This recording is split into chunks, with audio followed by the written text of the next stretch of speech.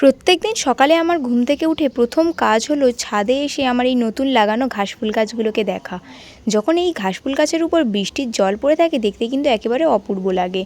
কোনো রকম পরিচর্যা ছাড়াই কিন্তু এই গাছটি এই সিজনে বেড়ে ওঠে। আমার এই টবটিতে দুই ধরনের পর্তুলিকা একসাথেই লাগানো আছে। এই পর্তুলিকা গাছটিকে আমি যেমন ঝাঁকড়া তৈরি করতে চেয়েছিলাম তেমনটা কিন্তু একেবারেই হয়নি। গাছগুলি লম্বাতে বেড়ে চলছিল, তাই আজ আমি সমস্ত গাছগুলিকে একদম কেটে দেবো, যার ফলে কিন্তু আরও নতুন নতুন ব্রাঞ্চেস বেরোবে, যার ফলে আরও গাছটি কিন্তু ঝাঁকড়া তৈরি হবে। চলো আমি এখন সমস্ত ডালগুলিকে কেটে ফেলি আর তোমাদের কিছু কমেন্ট পড়ে নিই। আগের ভিডিওতে সালমান, দীপ, রিমি, অমৃতা, তাসপ্রিয়া, সুমন সবাই কমেন্ট করেছে দিদি আমাদের নাম নিও। তোমাদের সকলকে হাই।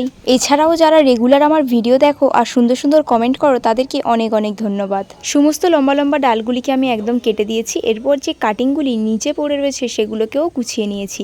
এগুলো কিন্তু একটাও নষ্ট করব না, এগুলো আবার অন্য কোনো পাত্রে সুন্দর করে বসিয়ে দেবো।